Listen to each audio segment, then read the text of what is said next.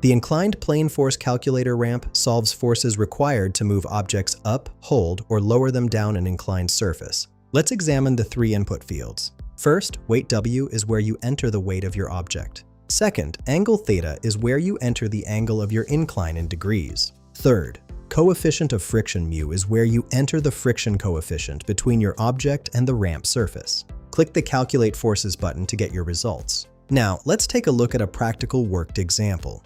I'll enter a weight W of 10, an angle theta of 10 degrees, and a coefficient of friction mu of 10. After clicking Calculate Forces, we get three critical results. The force to push up is 100.2, which is the force needed to move the object up the ramp against gravity and friction. The force to hold is 1.7, showing the minimum force to prevent the object from sliding down. The force to lower shows 0, with the note, friction prevents sliding, meaning the friction force exceeds the gravitational component, so the object won't slide down on its own. This calculator streamlines your inclined plane force analysis. Find the link in the description below.